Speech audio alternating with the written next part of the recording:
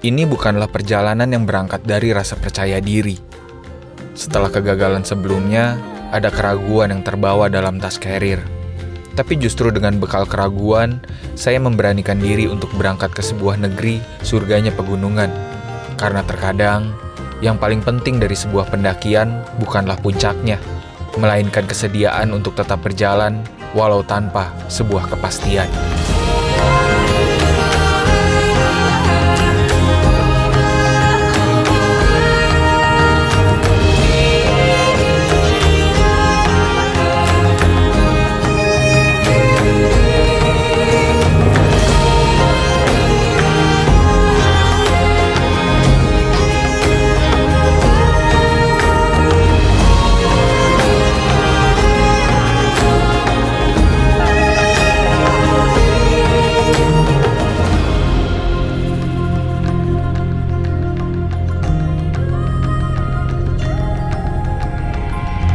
Ini akan menjadi kali kedua saya mendaki di luar negeri.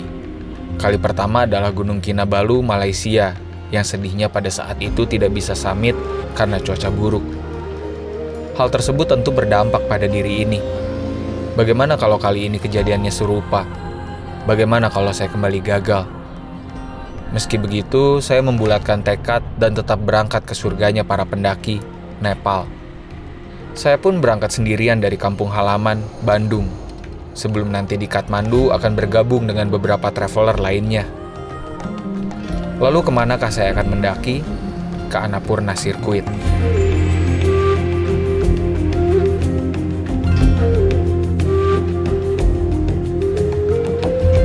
Sebuah jalur pendakian dengan panjang total 200-an kilometer dan titik tertinggi sekitar 5.400-an meter di atas permukaan laut. Walau tidak semengerikan menggapai puncak-puncak sejati di Nepal, tapi perjalanan mengelilingi pegunungan Annapurna tidak kalah menantang. Apalagi bagi pendaki pemula seperti saya. Iya, tidak peduli sudah berapa puluh gunung yang kita daki di Indonesia, di luar negeri kita kembali menjadi pemula. Ada faktor ketinggian di atas 4.000 mdpl yang hanya bisa dicapai dengan pengalaman, bukan hanya teori.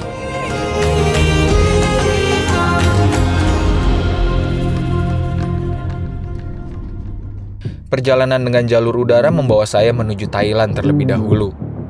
Ini merupakan pertama kalinya saya menginjakan kaki di negeri Gajah Putih, walaupun hanya transit.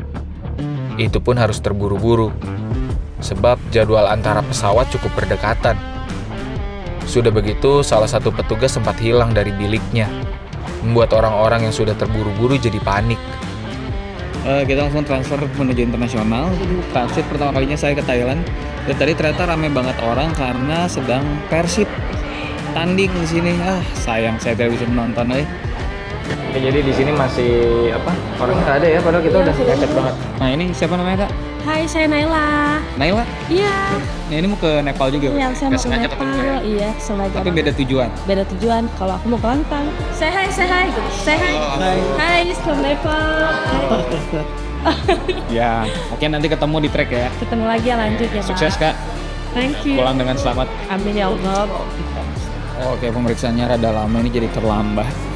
Nggak tahu nih, kejar nggak ya pesawat? Saking terburu-burunya sampai lupa beli makanan dan minuman untuk di pesawat. Padahal sudah lapar berat. Tapi mau beli di pesawat, saya tidak bawa uang Thai baht. Kata pramugarinya bisa sih beli pakai USD, tapi tidak ada kembalian. Ya masa iya saya harus beli minuman pakai 100 USD? BTW kenapa saya bawa USD atau dolar Amerika Serikat ke Nepal? Karena di Indonesia cukup sulit mencari tempat penukaran uang dari rupiah ke Nepalese rupee. Jadi disarankan untuk bawa USD kemudian tukar ke mata uang Nepalese rupee ketika baru tiba di bandara Nepal.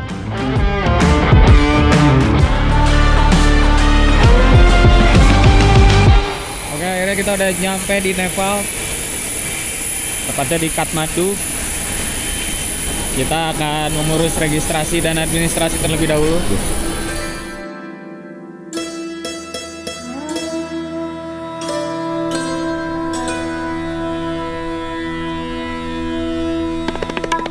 Setelah perjalanan yang lumayan panjang, saya tiba di Kathmandu, Nepal pada hampir pukul 2 siang waktu setempat. Nah, untuk pengurusan visa bisa dilakukan dengan dua cara. mengisi data online sebelum tiba, atau mengantre untuk mengisi data di bandara. Saya memilih yang pertama. Setelahnya bayar visa on arrival. Ada pilihan bayar untuk 15 hari, 30 hari, dan 90 hari dengan biaya yang saya rasa cukup masuk akal. Karena rencana saya di Nepal akan sekitar 2 minggu, saya membayar untuk 15 hari saja. Setelah mengambil bagasi yang proses tunggunya terbilang lama, saya mengantri untuk menukar uang dari USD ke Nepalese Rupee. Kemudian baru bisa bertukar kabar setelah beli SIM card lokal. Pasang SIM card juga harus mengantri dan mekanismenya cukup rumit, karena mesti foto diri dan memperlihatkan paspor. Intinya, melalui berbagai hal ketika baru tiba di Nepal benar-benar harus ekstra sabar, sebab prosesnya terbilang kurang gesit. Di sini, daripada beli paket roaming yang mahal, disarankan untuk beli SIM card lokal saja. Lebih murah dan paket internetnya lebih banyak. Lagi pula sudah ada beberapa provider yang bisa dipakai sampai ke area pendakian Annapurna. Di luar bandara sudah ada Afri Rizky menunggu saya. Afri merupakan kawan lama yang pernah bersama-sama mendaki Gunung Leuser di Aceh beberapa tahun lalu. Gila, lama banget yang diurus-urusnya. Banyak ya kalau di sini ya. Pak, sabar udah. Welcome to Nepal. Kalau kata Afri selalu dikasih kain nih. Dulu ya belum beres kain nih. Kain Aceh ya? Yang Aceh. Peranannya kali ini adalah sebagai guide dari tur operator Halo Nepal. Jadi dalam pendakian kali ini saya memakai jasa tur operator Halo Nepal ya. Selain kredibilitasnya yang baik karena sudah banyak orang yang memakai jasanya, faktor lainnya bagi saya sendiri adalah karena hadirnya Afri. Saya pikir di negeri yang asing akan menyenangkan menemui sosok yang tidak asing. Pihak Halo Nepal juga terbilang sangat sabar menghadapi saya yang terus-menerus mengajukan pertanyaan sebelum berangkat. Ya, mau bagaimana lagi? Saya adalah tipe manusia menyebalkan yang lebih baik banyak bertanya sebelum kegiatan pendakian, daripada ketika mendaki malah bingung sendiri. Bagi saya, kegiatan pendakian mau dibilang seringan apapun, tetap harus digiati dengan serius. Banyak bertanya merupakan tanda keseriusan. Dan Halo Nepal yang mampu menjawab dengan sabar dan baik juga merupakan tanda keseriusan. Dengan menggunakan taksi imut yang entah kenapa muat dimasukkan tas besar saya, kami menyusuri jalanan sibuk hingga tiba di penginapan di daerah Tamel. Saat tiba, secara tidak sengaja bertemu dengan Michael Timothy, seorang pendaki Indonesia yang baru turun dari Merapik, salah satu destinasi yang saya idamkan. Sabar, kata saya pada diri sendiri. Kenalan saja dulu dengan Nepal. Kelak kita akan ke sana. Thank you. Oke kawan-kawan, akhirnya ketemu makanan. Dari pagi benar-benar belum makan, cuma makan soy hijau tadi.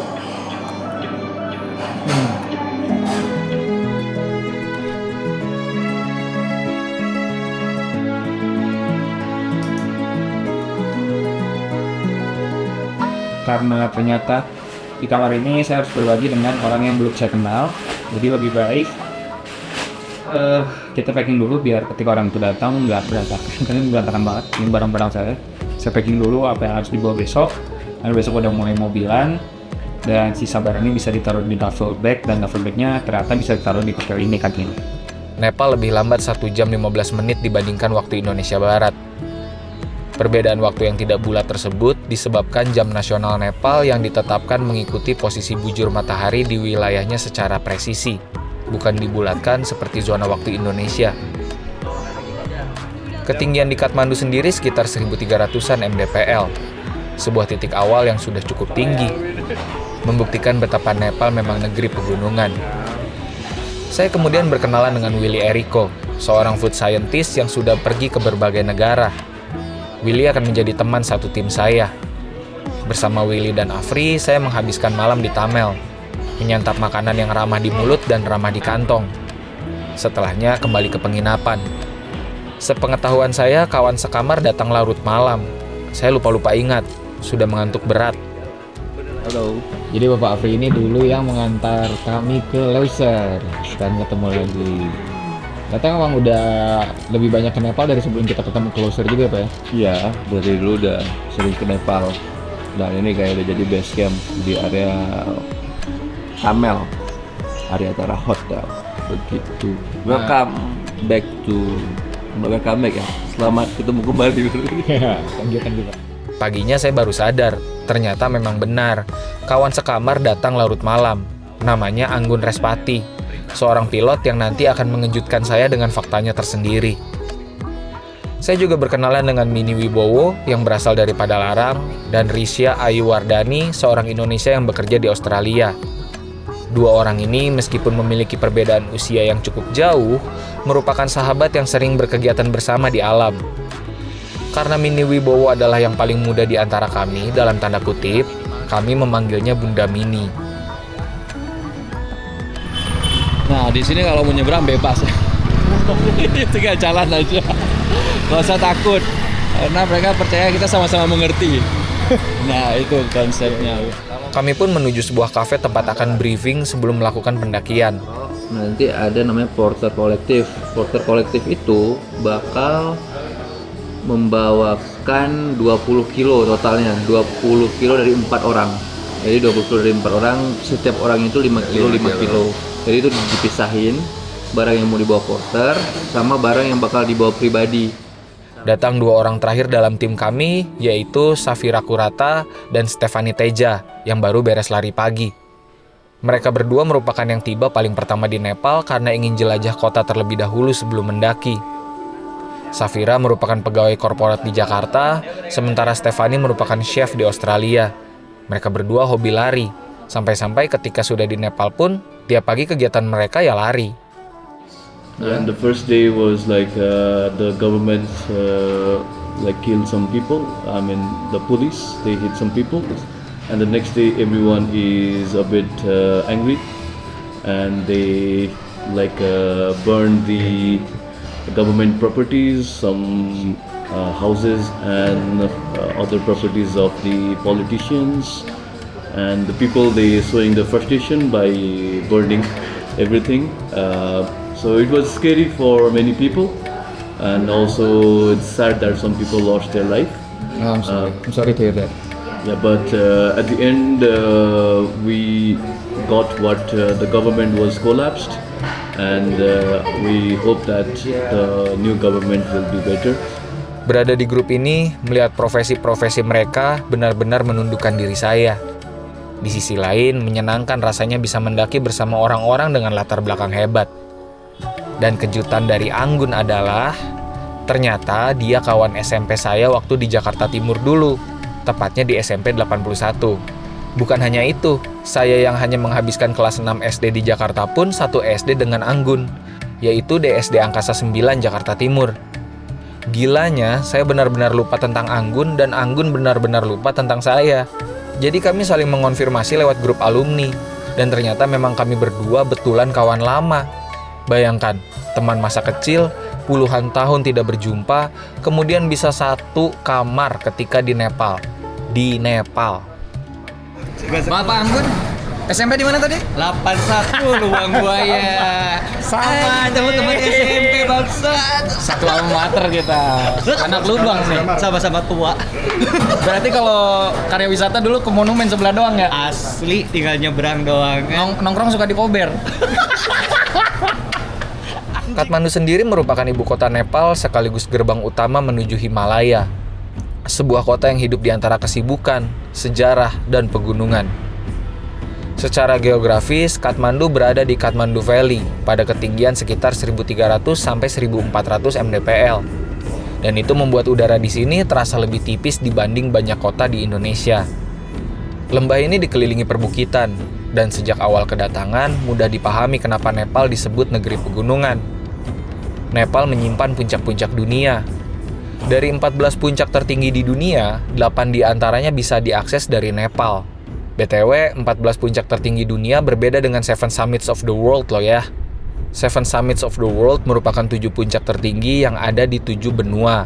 Sementara 14 puncak tertinggi dunia adalah 14 gunung dengan puncak di atas 8.000 mdpl. Secara budaya, Kathmandu adalah pertemuan Hindu dan Buddha yang sangat kental. Kuil Hindu berdiri berdampingan dengan stupa Buddha. Dupa, lonceng, dan bendera doa menjadi bagian dari keseharian. Kathmandu terasa padat dan bising, tapi tidak tergesa-gesa. Jalan sempit, klakson bersautan, antrean panjang, dan proses yang lambat adalah hal biasa. Seperti saya bilang, Kesabaran menjadi mata uang penting di kota ini. Tapi kalau sudah terbiasa, kota ini ramah bagi pejalan dan pendaki. Tamel adalah tempat yang paling lengkap sebagai pusat penginapan, perlengkapan outdoor, agen trekking, kafe, dan tempat bertukar cerita sesama musafir. Bagi pendaki, Kathmandu bukan tujuan akhir, melainkan ruang transisi, tempat tubuh dan kepala bersiap sebelum berhadapan dengan ketinggian. Kota ini mungkin melelahkan, tapi justru disinilah perjalanan Himalaya benar-benar dimulai.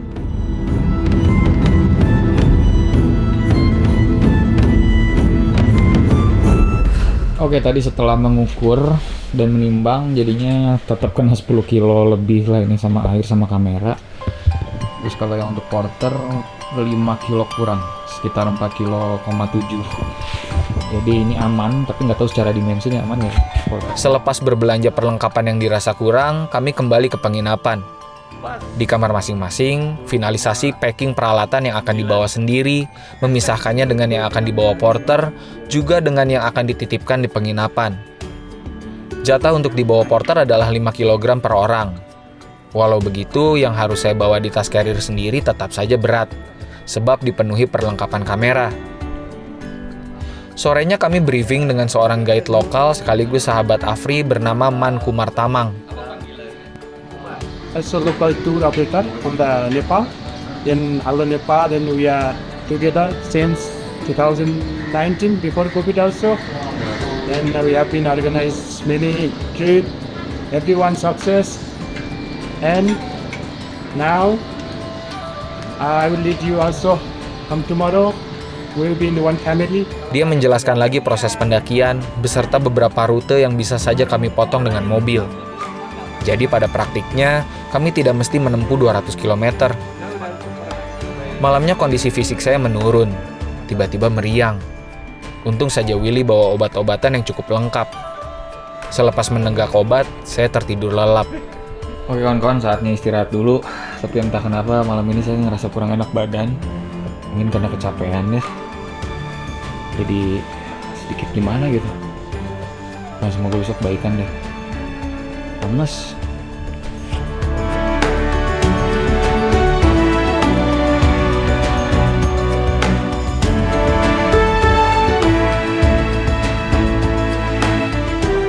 Kami pun tiba di hari keberangkatan. Selepas sarapan, di penginapan kami menitip barang yang takkan dibawa selama pendakian. Oke kawan-kawan, ini udah sekitar jam berapa nih kalau waktu Nepal? 7.51, sedikit terlambat. Hari masih sedikit gerimis.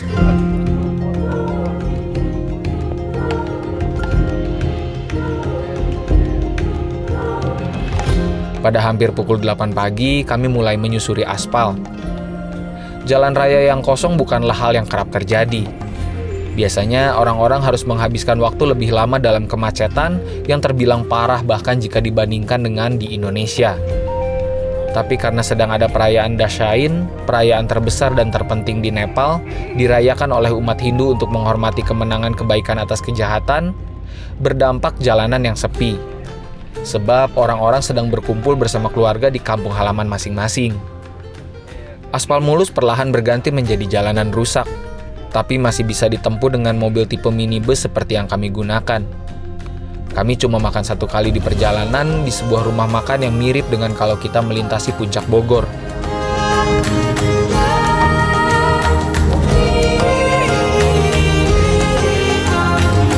Namanya Festival Dasain. Jadi Festival Dasain itu di setiap tahun dilakukan oleh warga Nepal. Jadi semua pada pulang kampung, jalan kosong, nggak pernah sekosong ini. Makanya tadi jadi lebih cepat ya, sangat cepat bahkan. Tapi beberapa kendala itu banyak restoran yang tutup, jadi kita bingung mau cari makan. Iya juga saya pikir. Sepanjang berada di Nepal, suasananya terasa familiar sekali, semacam tidak di luar negeri. Tapi seperti saya bilang dari awal, di Nepal kuncinya adalah kesabaran. Bersabarlah, karena pemandangan yang akan disuguhkan negeri ini jauh lebih cantik dari apapun yang pernah saya lihat seumur hidup saya.